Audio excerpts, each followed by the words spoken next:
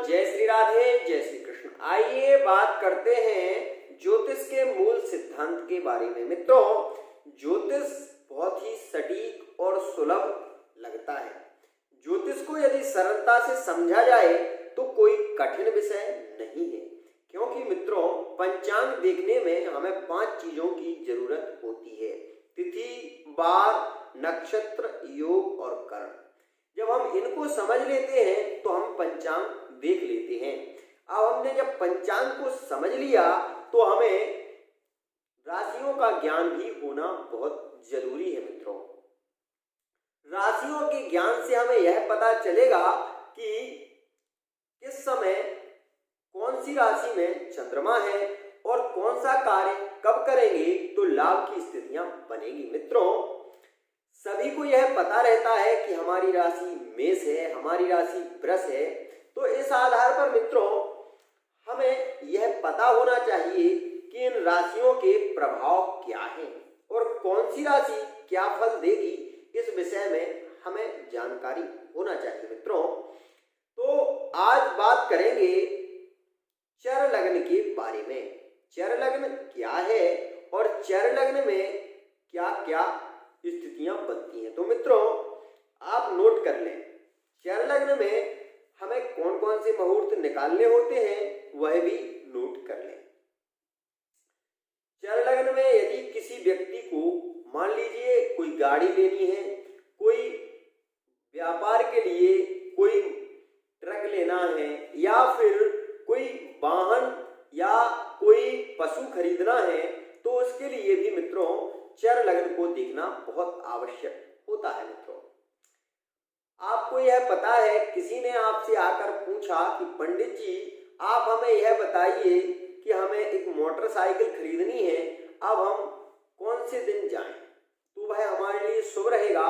तो मित्रों उसने आपको पूछा और आपने अगर जवाब नहीं दे पाए तो आप वहां पर अभद्रता सा महसूस करेंगे कि आपको पंचांग देखना नहीं आता, आप एक ब्राह्मण हैं, आप ब्राह्मण नहीं भी हैं, तब भी आपको लग्न का ज्ञान होना आवश्यक है।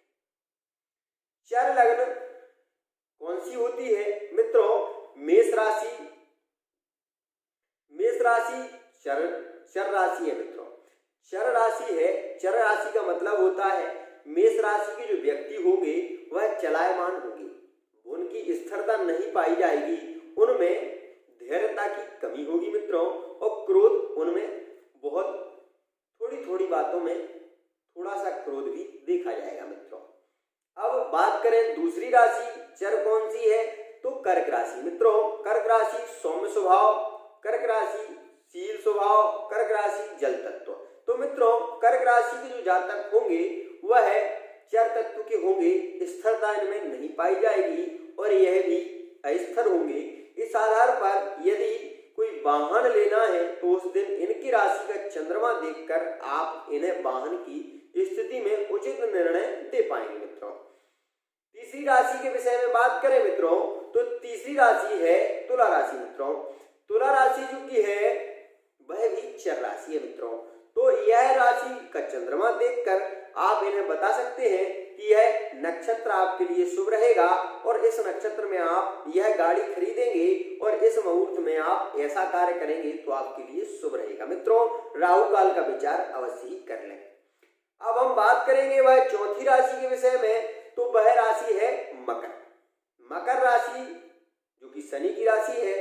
और इस राशि के जातक, यदि कोई जातक का नाम मकर राशि है, उसकी स्वामी शनि है, तो उस समय आप यह देख लें कि चंद्रमा इनकी राशि में विराजमान है और चंद्रमा विराजमान है। चंद्रमा को देखकर, पंचांग को देखकर और शुभ नक्षत्र देखकर आप इन्हें बता दें कि आप इस दिन गाड़ी लेंगे तो आपके लिए शुभ रहेगा। मित्रों, यह भी विचार करना बहुत आवश्यक होता है कि हमने चर लग्न देख ली, यदि हमें मान लीजिए समय नहीं है और हमें यह देखना है कि नहीं हमें तो गाड़ी लेना ही है, इस स्थिति में आज हमारे पास समय है और हमें आज ही गाड़ी खरीदनी है, तो फिर हम क्या करें? उस स्थिति में भी मित्रों ज्योतिष शास्त्र एक ऐसा शास्त्र है जो हमेशा निर्णय देता है और बहुत ही सटीक निर्णय देता है। मित्रों, होरा पाराशर के बारे में आपने सुना होगा, बहुत बड़ा शास्त्र है और होरा पराशर जो शास्त्र है उस शास्त्र की अगाध स्थितियां हैं। तो मित्रों, होरा काल का समय भी रहता है। दिन काल में होरा चलती है और रात्रि काल में भी होरा रहती है मित्रों। जो पंडित जानकार है वो इस स्थिति को जानते हैं मित्रों। तो डेढ़ घंटे की एक होरा होती है मित्रों। आप यह जानते हैं कि 12 घंटे होते हैं और 12 घंटे में यदि डेढ़ 2 घंटे में एक नक्षत्र एक ग्रह परिवर्तन करेगा तो मित्रों उसकी होरा 1.5 घंटे की, 2 घंटे की, 1.5 घंटे की, 2 घंटे की होगी मित्रों। तो इस आधार पर हम उस होरा काल को देखकर निर्णय दे सकते हैं। जैसे कि प्रातः काल इस समय मकर राशि के सूर्य चल रहे हैं मित्रों, और मकर राशि का कोई जातक है और उसने हमसे पूछा कि महाराज जी हमें गाड़ी लेना है, आप यह बताइए कि हम किस समय गाड़ी लें। तो हमने उसी समय देख लिया कि 7:15 पर सूर्य उदय हुए और मकर राशि में है, और मकर राशि में जब होरा काल का समय होगा तो सूर्य की होरा होगी या गुरु की होरा होगी। तो इस आधार पर हमें होरा काल को देखना भी बहुत जरूरी है मित्रों। यदि हमारे पास समय है तो हमें बार को देखना पड़ेगा कि कौन सा बार है जिसमें वह शुभ है, और सोमवार है, बुधवार है, गुरुवार है, या फिर अमृत सिद्धि योग है, या फिर जैसे 28 तारीख को अभी पुष्कर योग है, गुरु और पुष्य योग बहुत ही इतना शुभ योग है मित्रों। अगर इस योग में कोई भी मंत्र का जाप किया जाए, पूर्णिमा का दिन है तो चंद्रमा की स्थिति बहुत बलवती रहेगी। विद्यार्थी वर्ग के लिए यह बहुत ही श्रेष्ठ सिद्ध होगा। इसमें यदि विद्यार्थी अगर गणपति जी की एक माला करते हैं तो उनकी विद्या में वृद्धि आएगी।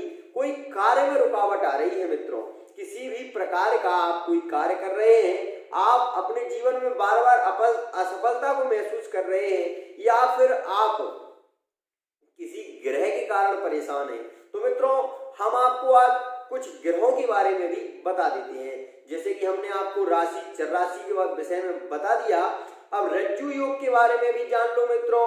रज्जु योग भी जब ही बनता है चर लग्न, मतलब चर लग्न कौन कौन सी होती है? मेष, कर्क, तुला और मकर, यह चर लग्न है।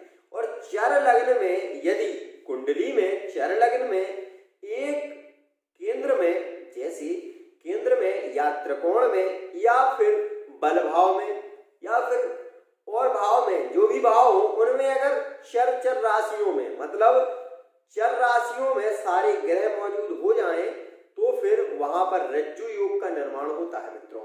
और जहां पर रज्जु योग का निर्माण होता है वो व्यक्ति बहुत ही चापलूस होता है, चलने फिरने वाला होता है, चतुर होता है, चाणक्य नीति में प्रवीण होता है, पुरुषोचित गुण उसमें बहुत पाए जाते हैं, और वह व्यक्ति यह कहें कि पैसे को खींचने में बहुत माहिर होता है।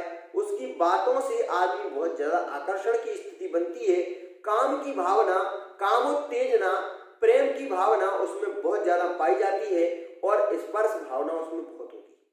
वह कामोत्तेज बहुत जल्दी हो जाता है ऐसा व्यक्ति मित्रों। यह रज्जु योग के बारे में हमने आपको बताया। रज्जु योग आपने समझ लिया होगा। चर लग्न, ओनली चर लग्न, मतलब 4, 1, 7, 10, यह चर लग्न है। और इन चर लग्नों में यदि सारे ग्रह मौजूद हो जाते हैं, राहु, केतु और भी सारे ग्रह, तो यहाँ पर यह स्थिति बनती है कि चर लग्न में यदि सारे ग्रह आ जाएं तो रज्जु योग का निर्माण होता है। और रज्जु योग का जहां निर्माण होगा मित्रों, वहां पर वृद्धि की स्थिति बना देगा। तो मित्रों आज हमने इन विषयों के बारे में जाना। इसी के साथ वाणी को विराम